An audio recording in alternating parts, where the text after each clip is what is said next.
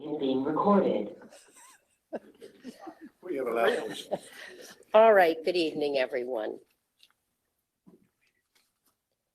Welcome to the October 19th, 2023 meeting of the Baltimore County Planning Board. It is now called to order. I'm Nancy Hafford, and I'll now start the meeting with the roll call of my board members that are present. Mr. Array. Here. Ms. Brophy. Ms. German. Mr. Hafer. Mr. Heckman. Here. Mr. Heinel. Mr. Hinton. Mr. Halipka. Here. Mr. Johnson. Here. Mr. McGinnis. Here. Mr. Perlow. Ms. Pinero. Mr. Warren. Ms. Wolfson. Here. Thank you all. Please join me in reciting the Pledge of Allegiance. I pledge allegiance to the flag of the United States of America and to the republic for which it stands, one nation, under God, indivisible, with liberty and justice for all.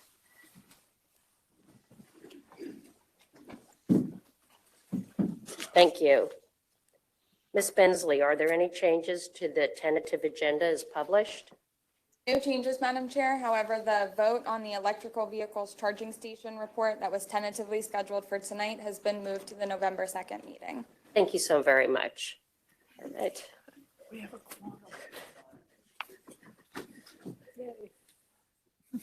Good to see you. Good morning.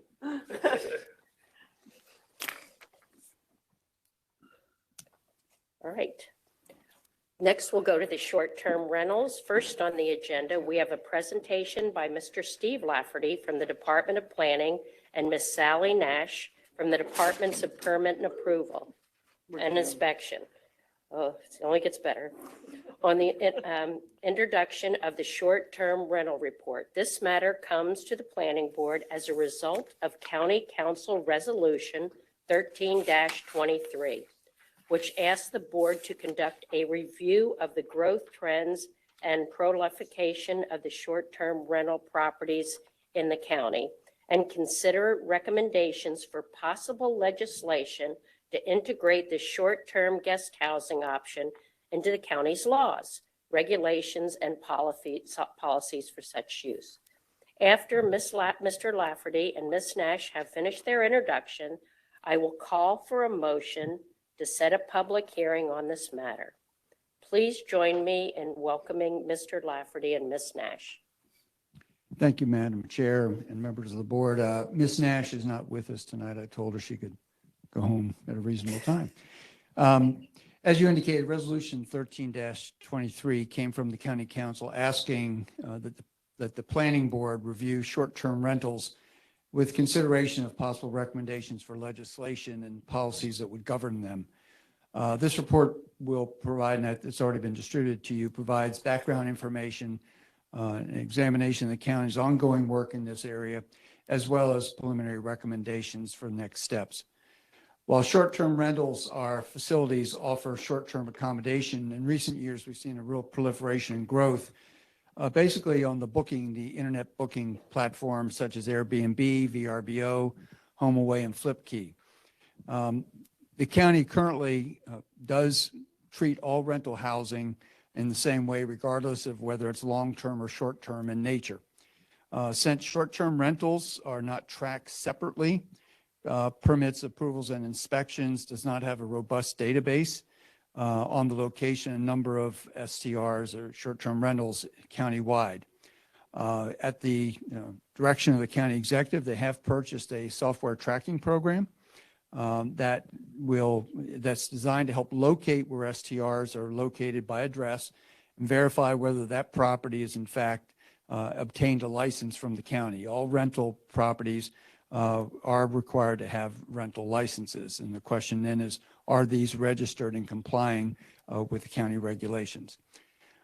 We did look at 4 local jurisdictions: Montgomery County, Prince George's, Anne Arundel, and Baltimore City, which have all passed legislation regarding short-term rentals.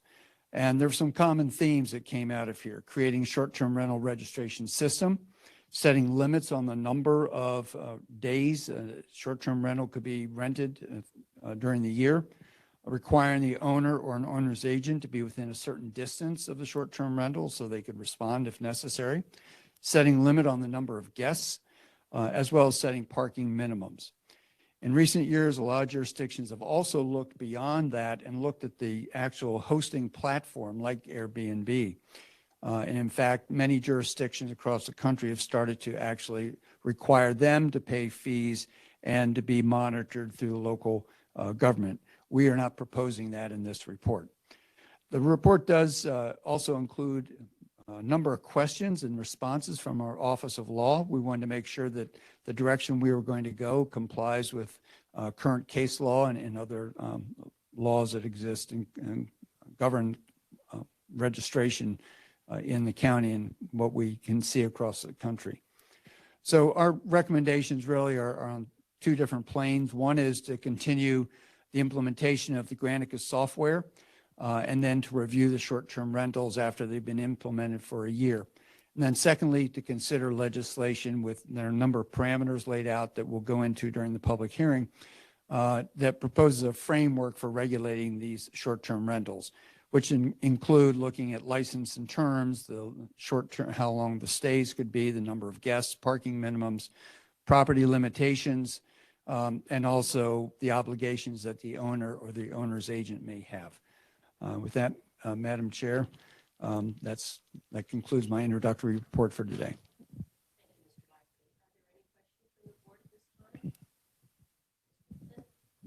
Yes, will they be considering other options such as Hip Camp, which is camping sort of Airbnb? I know in District 4 we've had problems on a shared right-of-way where a property owner was inviting multiple campers to come, driving buses as big as transit bus. I mean, campers as big as transit buses, on these one-lane shared right-of-ways. Will apps such as Hip Camp be included here? That was not part of the resolution. Ours was directed specifically at the short-term residential rentals. So Hip Camp, and also I know there's another platform or two that you can rent swimming pools. So people rent swimming pools in their backyard for events and parties, but those are not included either. This is just residential rentals. Thank you. Sure. Mr. McGinnis, don't keep poking it. No, that's it. Are there any particular things that have been abused in some of these other counties with this legislation? No, I think there's a recognition that a lot of people are able to use this for secondary income, and so trying to respect that right to do that. I think the concern that many people have, and a number of the council members raised, have to do with really people turning these into short-term party houses, where actually there's a large number of people who are invited in basically for a long weekend or whatever, and therefore there's a problem. But the county is fortunate. We do have a social host ordinance right now that's already in place across the county that allows the police to intervene if these kind of events do take place. Time? Mr. Johnson. Well, so have there been areas in the county where there are more frequent abuses of this than others? Because, I understand where we're going with this, but by the same token, I still want us to be respectful of people's right to have extra income. That's part of the need to have the Granicus software program, is that we have identified maybe a few more than 100 properties, and most of them actually are down in District 7. But we don't really have a lot of data, and that's part of the challenge.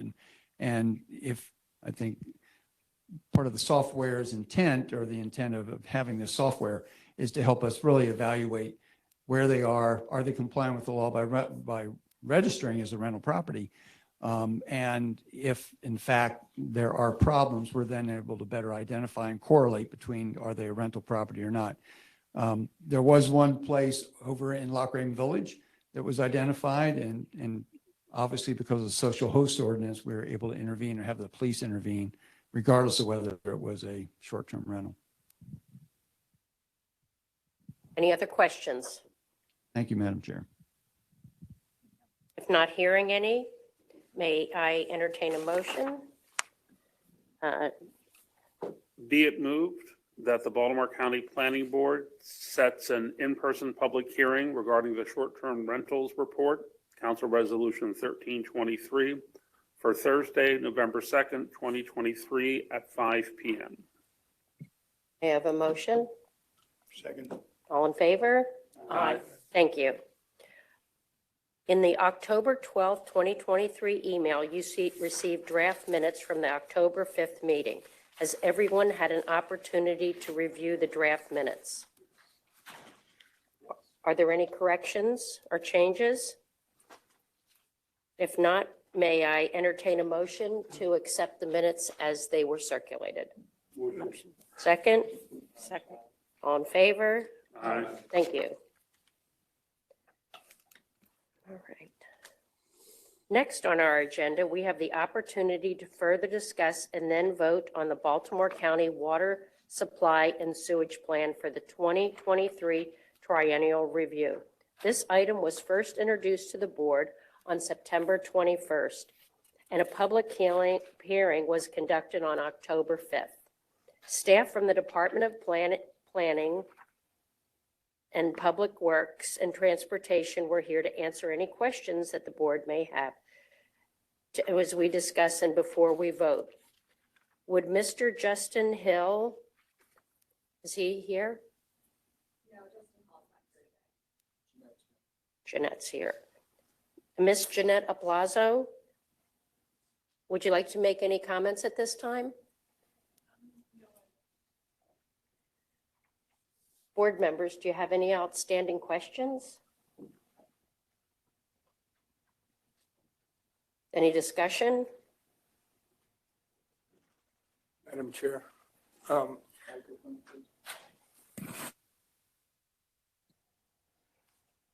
think at the last meeting, I identified some concern relative to what was in the Green Towson Alliance report to us or letter to us. And I think we were promised a point-by-point response. And the response that we got, we received earlier this week, I guess. I'm not sure it's an adequate response. I mean, it doesn't address the basic issues that's in District 2, where the report doesn't, or the letter doesn't address the concerns about what is happening to development projects in this district or in this area. That's all being rejected by the administrative judge because there's not enough sewer capacity. Yet the report that we get from the Water Supply and Sewage Plan 2023 review doesn't say that there's a problem. So I'm really confused, and I'm not a technical person, and I don't also understand some of the legalese that's in the letter, but there still seems to be this basic issue that we're saying that it's okay, and the administrative law judge is saying it's not okay. So I don't know if I could, agree to pass this on to council without understanding why this is happening. And I think I raised the same question earlier this year when whatever the other sewer plan that came up earlier this year. And I understand Councilman Patoka also raised the question last year. So I feel like it's been going on long enough and then that it needs to be addressed, because we're not going to have any developers come and propose development if they know that it's going to get shot down, a year or so later by the administrative law judge because of capacity concerns. And I feel like we just need to get that squared away. So I'm going to vote no for now.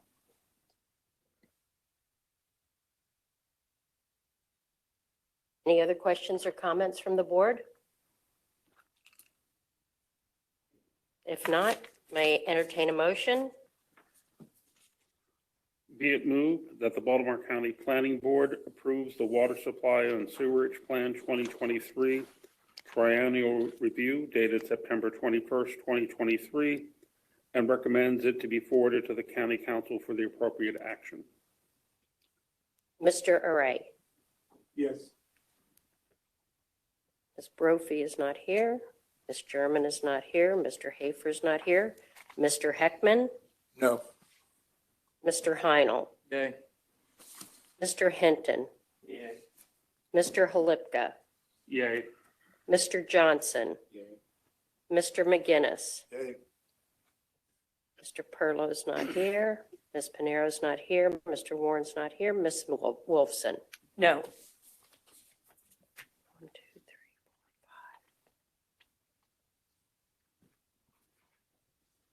4, 5. Motion carries. Thank you. Ms. Bensley will now fill us in on major actions of the October 12th, 2023 Landmark Preservation Commission meeting. Thank you, Madam Chair. At their October 12th, 2023 meeting, the Landmarks Preservation Commission voted to issue 6 certificates of appropriateness to the following properties: the Garmin property at 221 Central Avenue in Glendon, the Prender property at 207 Morris Avenue in Lutherville, the Evergreen Homes EGH Portfolio 2 LLC property at 915 Adana Road in Sedbrook Park, the Scott property at 315 Central Avenue in Glendon, the Camino La Henson property at 215 Melanchthon Avenue in Lutherville, and the Farmlands Tenant House Board of Education 14 Hilltop Road in Catonsville. And that concludes the report. Thank you, Ms. Bensley. Ms. Bensley will now fill us in on legislation recently passed by the County Council since our last meeting.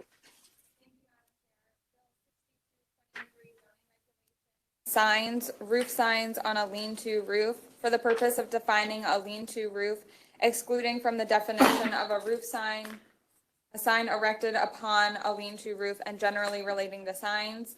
Bill 6423 zoning regulations, school-related uses in the RC2 zone for the purpose of permitting certain accessory uses to school uses permitted by special exception in the RC2 zone.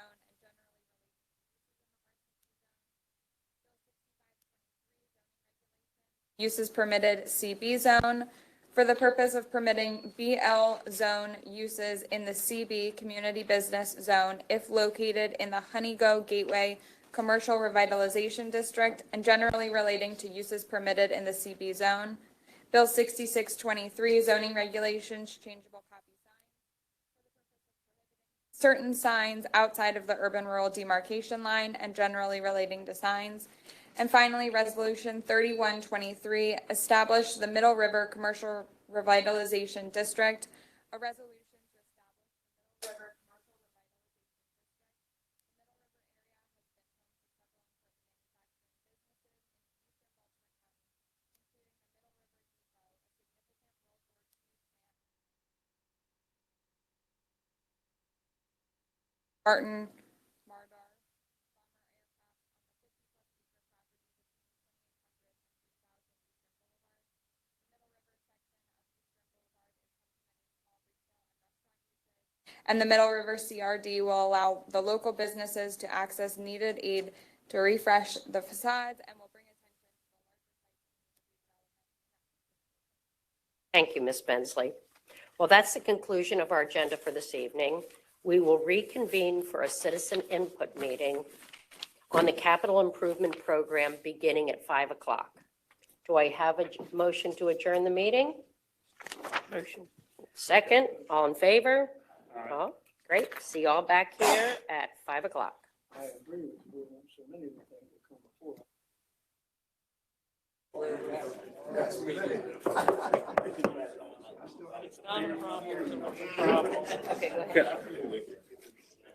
can I have everyone's attention, please? Thank you. I want to welcome everyone. The citizen input meeting for the fiscal year 2025-2030 capital budget and program is now called to order. My name is Scott Holupka, and I'm the chair of the Planning Board Subcommittee on the Capital Improvement Budget and Program. Tonight, the Planning Board will conduct this public hearing in order to allow county citizens, businesses, and community groups an opportunity to express their concerns related to the capital budget. The comments submitted to the board and generated at tonight's meeting will be considered by the board and county agencies as the process proceeds and capital budget requests are formulated. We will start the hearing with a roll call to account for the present members of the board. When you hear your name, please say aye. Ms. Happer? Aye. Mr. Array? Aye. Ms. Brophy? Ms. German? Mr. Happer's not here. Mr. Heckman? Aye. Mr. Heinel? Aye. Mr. Hinton? Aye. Mr. Johnson? Aye. Mr. McGinnis? Aye. Mr. Perlow? Ms. Panero? Mr. Warren? Ms. Wolfson? Aye. Before we move on with the rest of it, I'd like to give an opportunity for the various members of different county agencies who've agreed to come out tonight to also listen to introduce themselves and tell us what department they're from. You can start from either end. Good evening. I'm Melissa Hopp, Vice President of Administrative Services for the Community College, Baltimore County. Good evening. My name is Tom Ramey. I'm Deputy Chief representing Baltimore County Fire Department. And good evening, everyone. Joe Conger, Colonel with the Police Department. Laura Riley, Director of Baltimore County Department of Aging. Drew Emmer, Chief of Capital at Baltimore County Rec and Parks, representing Rec and Parks. Brady Locker, I'm the Deputy Director of Environmental Protection and Sustainability. Chris Martin, Deputy Director of the Office of Information Technology. Merrill Plate, Baltimore County Public Schools. Thank And you. I am Anthony Russell. I'm the Deputy Director for Transportation. I didn't see you down there. Again, thank you all for being here tonight. First this evening, Mr. Chris Weaver from the Department of Planning will give a brief overview of the capital budget and program process. Following his presentation, board members will have a chance to ask questions, and then members of the public will have the opportunity to speak. Mr. Weaver? Thank you. Good evening, Chairwoman, members of the board, department heads, and representatives. My name is Chris Weaver. I will give you a brief summary of the Capital Improvement Program process. Capital Improvement Program, or CIP, is a multi-year planning program of capital expenditures needed to replace or expand the county's public infrastructure. It is a 6-year plan that is updated each year. The capital budget is the term used to indicate the first year of the capital program.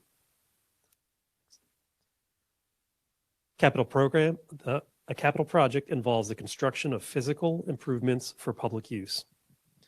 A project can be a park, major maintenance project, or land acquisition, as well as government buildings such as schools, libraries, police, or fire stations. There are many benefits to having a capital program. It allows the county to plan ahead for the construction of facilities and how they will be funded. It enables the county to look at all of the projects together, which allows priorities to be established and enables the county to coordinate the timing and funding of projects. For example, if a road needs to be repaved and the water main under the pavement also needs to be relined, the county will schedule the relining project to be completed first. This also fosters cooperation with other governments. A good example of this is the cooperation between the county and the Maryland State Highway Administration when implementing streetscape projects. CIP is also a tool for implementing the master plan or community plans that call for capital improvements. Funding for capital projects comes from a number of different sources. County funding sources include the general fund, which is the money the county collects from taxes, and from general obligation bonds, which is the money that the county borrows. Metropolitan District, Funds and bonds come from the Regional Metropolitan District, which constructs and maintains water and sewer facilities. Other funding comes from special assessments that are targeted for specific types of improvements. Outside funding can come from a variety of sources. Some are federal funds and some are state. For some projects, developers contribute funding. In others, where the county was petitioned to provide the improvements such as sidewalks or alleyways, the petitioner contributes a portion of the funding. This chart illustrates the amount of funding supplied through each of the major funding sources. The bulk of the funding comes through bonds, both general obligation and metropolitan. This bar chart depicts the amount of expenditures that are planned for the current 6-year program by category. Of the $3.2 billion total, sewer system projects account for the highest amount, followed by schools and water system projects and other projects. Other projects category includes bridges, culverts, and grade separations, storm drains, refuse disposal, land preservation, and waterway improvements. This flowchart describes the county's annual budgeting process. There are actually two budgets, the current expense or operating budget, as well as the capital program budgeting process. The Planning Board is only involved in the capital program process. The CIP process is laid out by the county code. The first step is the citizen input meeting. Following the citizen input meeting, the agencies that have a capital budget formulate their requests for the coming update. The Budget Office then forwards the request to the Planning Board. The Planning Board reviews the program, formulates its recommendations, and sends them back to the Budget Office. When the upcoming fiscal year is one where referendum will be held, the Planning Board also forwards its recommendations for the borrowing amounts. The Budget Office reviews the Planning Board recommendations with the County Administrative Officer. The program is then reviewed by the County Executive. At least 30 days, but no more than 90 days prior to the submission of the proposed budget to the County Council, the County Executive shall hold at least 2 public hearings in 2 separate geographic locations. County Executive then presents the capital budget and program, along with the current expense budget and a budget message to the County Council. The budget message contains an explanation of any projects that were modified from the Planning Board recommendations. County Council holds a public hearing, which is another opportunity for public input, and then votes to approve the budget and program by June 1st. Planning Board has the ability to add, modify, or delete projects and funding amounts, while the County Council can only decrease or delete projects. That is why it is important to have citizen input at the beginning of the process. Bond money is approved by the voters every 2 years. This upcoming process is an on year because the bond level for projects will be approved by voters this election. And that's all I have. Thank you very much. Thank you. Does anyone have any questions for Mr. Weaver? Mr. Johnson? Mr. Weaver, the community college was 3%. This is budgeted 3% this year. What was it at the last, was it the same amount, the 3%, and the schools, the same amount? I do not know that, but the community colleges could probably answer that for you this evening. Right. We can get back to you. All right. Any other questions at the moment? If not, I will now call upon those, thank you, Mr. Weaver. I will now call upon those who have completed the sign-in sheet located in the lobby of the Jefferson Building to speak on this topic. Speakers will be called in the order that you have registered. Please remember to limit your comments to 2 minutes or less. Please provide your name and the organization you represent if applicable. Who's our first speaker?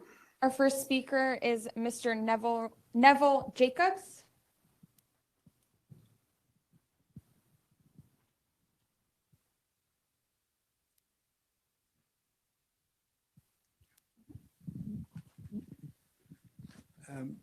Madam Chairwoman, members of the board, my name is Neville Jacobs, and I live at 10 Calypso Court in Pikesville. I would like to talk about the improvements to Ricestown Road between Old Court Road and Slade Avenue. 6 years ago, a study was made of traffic accidents occurring during off-peak hours, that significantly exceeded those during peak traffic time. State Highway Administration found it was attributed to vehicles turning left on a 2-lane each-way highway with on-street parking, and recommended that no turns be allowed. This action was implemented shortly after a community input meeting and caused major consternation and loss of revenue for the businesses located in the area. A study was begun at this time to determine whether it was possible to rectify the problems by adding a third turn lane in the central business district, but space limitations made this difficult without further detailed analysis. This has now been done, and the community is close to reaching agreement with SHA over what can be accomplished. The proposal is as follows. 1, left turns will be permitted at Walker Avenue or possibly McHenry, Church Lane, and Club Center. Pedestrian islands will be set at 2 of the most frequently used pedestrian crossings. Sidewalks will be replaced and made ADA compliant with a line of bricks that will enhance their appearance. A bus stop will be moved to the location of the new Armory Place complex, and a traffic island will be added to ensure that pedestrians can safely reach buses going in both directions. Attention is being given to which options will cause the least disruption and cost to the county and the surrounding community. Future options may include moving the power poles behind the buildings to enhance the appearance of the area. Concurrently, a revitalization committee of over 40 representatives of the community has been charged with enhancing the artwork and appearance of the area to make it more user-friendly and attractive. Costs are very preliminary at this time, but for budget estimates and ballpark estimates, I might say, they're estimated to be in the order of $18.3 million, including the engineering required. We anticipate this will be returned through increased taxes from revenue growth over a period of 15 years. And can you wrap it up, please? Since this is a state road, we anticipate that a significant amount of this cost would be funded by the state. Thank you. Thank you very much. Thank you. Next up, we have Scott Jenkins.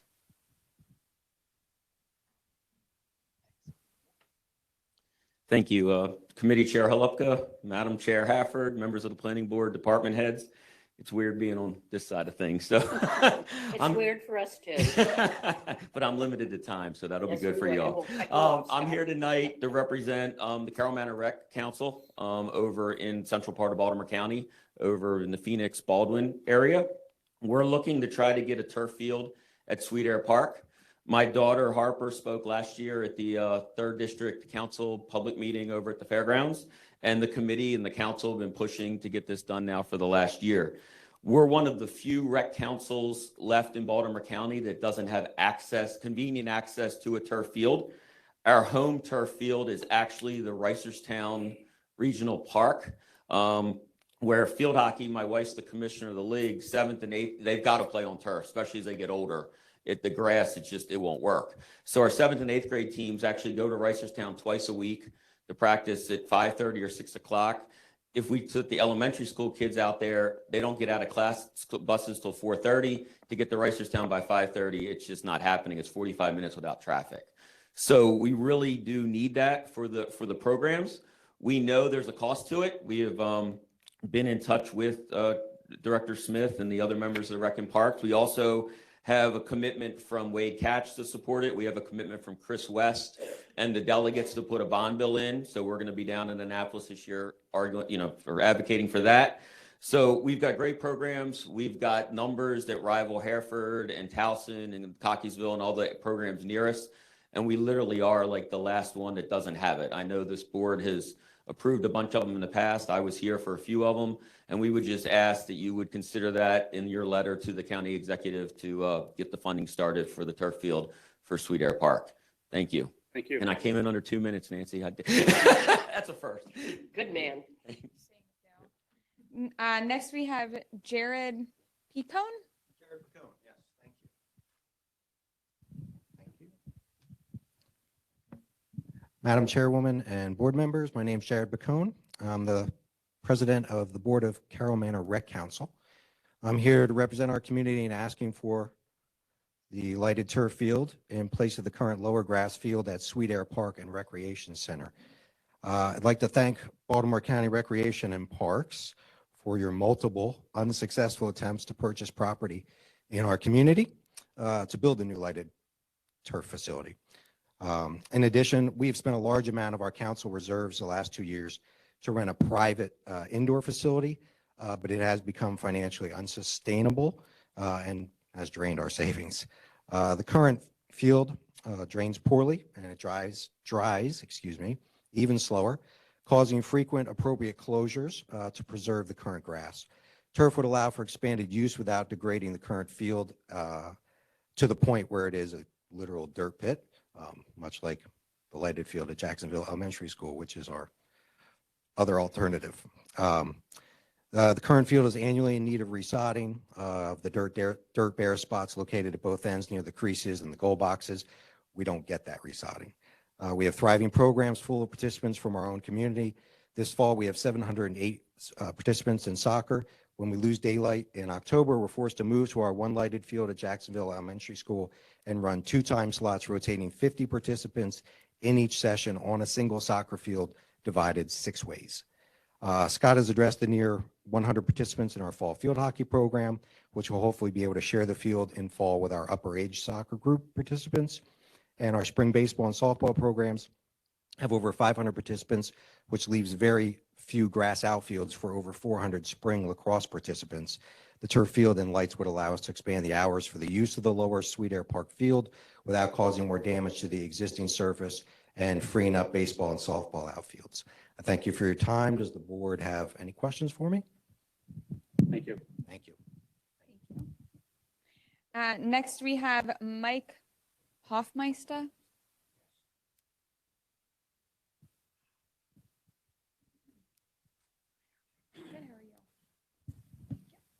Stick this here, but it's falling down. Good evening, Madam Chairman and Board. My name is Mike Hoffmeister. I'm here to represent the Hereford Senior Center in northern Baltimore County.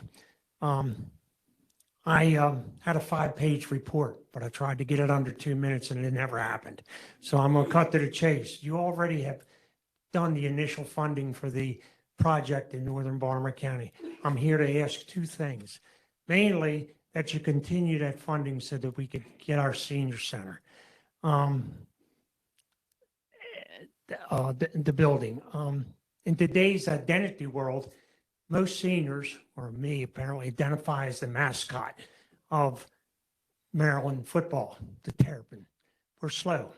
What I'd like the board to be is a cheetah and get everything up to date and bring it and make it go forward. Because as you know, we are seniors and there is a limited time here on earth, and some of us may be around to see it being built, others may not. So, but we're increasing membership and decreasing membership at the same time. So whatever the board can do to speed up the process, we would greatly appreciate it because it is sorely needed in northern Baltimore County.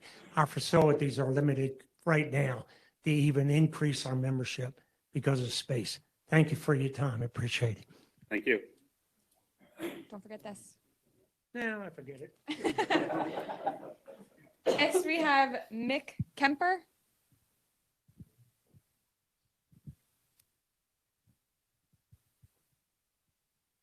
Some handouts here. Okay.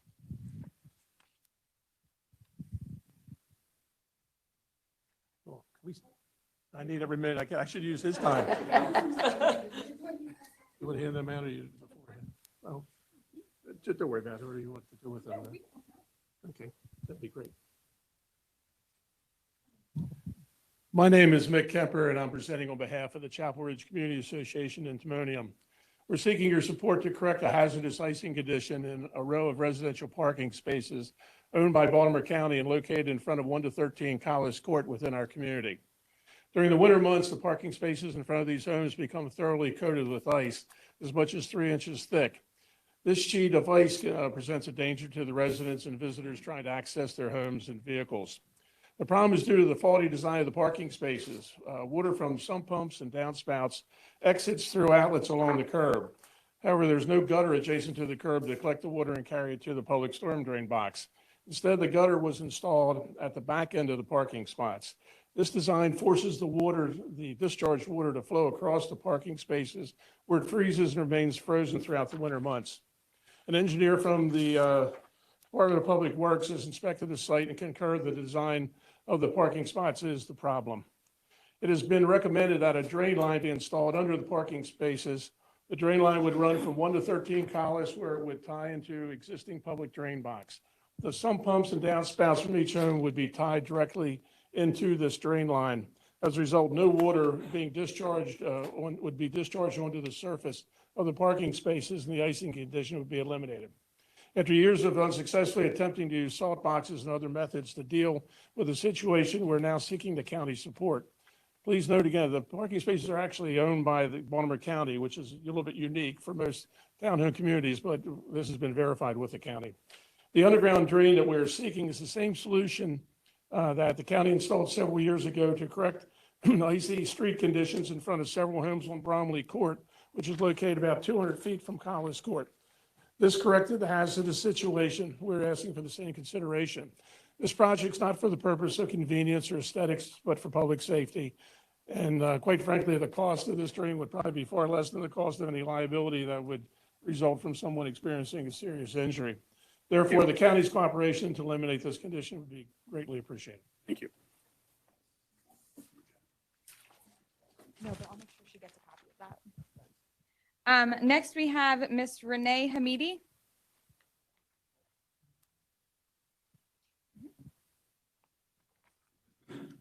Chairwoman Hafford, Vice Chairman Halupka, members of the Planning Board, good evening. I'm Renee Hamidi, representing the Valley's Planning Council.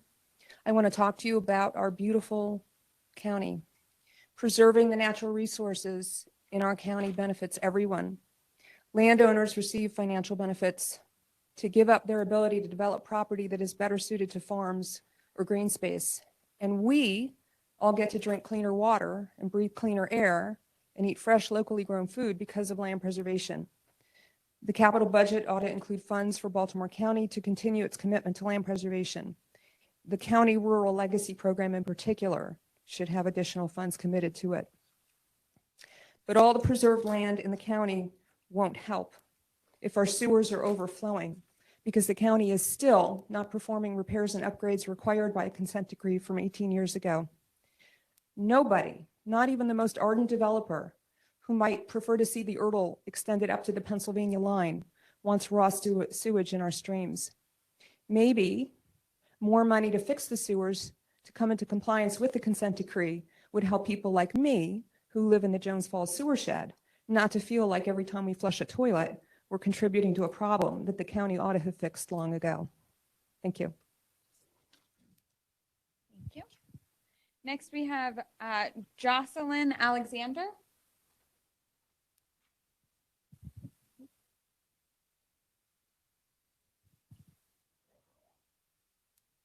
Good afternoon, Madam Chair, members of the board.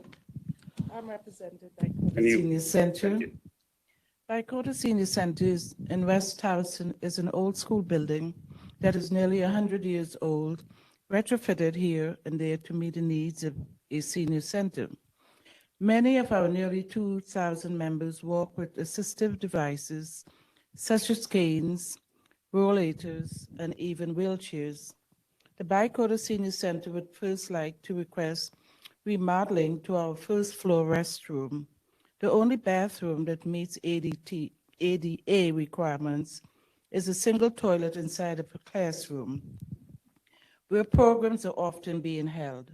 The room is at the furthest end of the building, and is a long haul from some seniors to walk. It is disruptive to the program going on, and sometimes awkward for the restroom users. The group restroom with multiple toilets are located more towards the middle of the building, but the stalls are too narrow and retrofitted with handrails on both sides, making the interior stall space even more narrow. Our second request would be for a new permanent awning at the front of the building. The current one is rusty and even leaks in some places. We have many members who either sit outside waiting for rides or get dropped off and have to navigate the long ramp to access the building in all kinds of weather. The commercial kitchen is inefficient with a custodial workspace in the back, creating a bottleneck with flow between custodial staff and kitchen staff. The kitchen is designed for full ambulatory people to come through the line to receive their meals. At least half of our lunch population is not fully mobile and ambulatory. And we use the space differently as a result. We would like to redesign of this space to meet our current needs. In addition to the prior requests, our center is in desperate need of additional parking to accommodate our growing membership. Oftentimes, the members drive around circulating the parking lot surrounding the streets or the parking, especially when we have special events being held.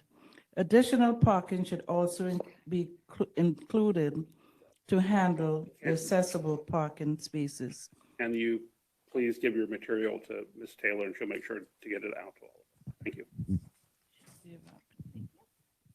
Thank you. Next up, we have Jennifer Jones.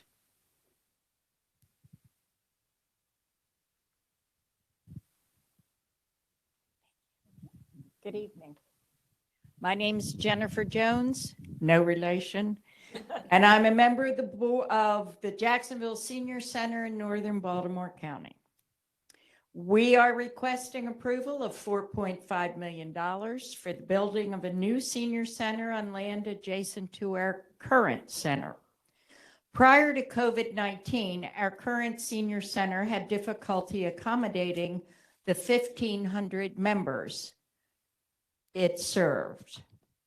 Today, our numbers are 2,200 members in excess of.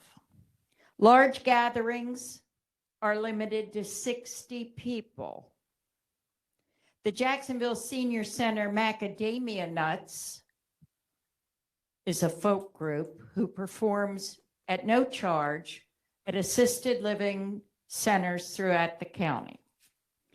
We find it very difficult to perform, rehearse, and store our equipment at the center. There are 12 of us, and it includes guitars, banjos, ukuleles, a baran drum, bongos. It goes on and on and on and on. The last Train Garden, for which we are well known, hosted 7,000 people over the course of the month of December. During that period, any other large gatherings were prohibited as it used our largest community room. About 1/3 of our recently registered members are newly retired and first-time registrants. We have one of the largest growing senior communities in the state, and they cannot be accommodated successfully in our current building. We respectfully request the county move forward with a new senior center for Jacksonville. Thank you. Thank you. Next up, we have Chuck Bogdanowitz.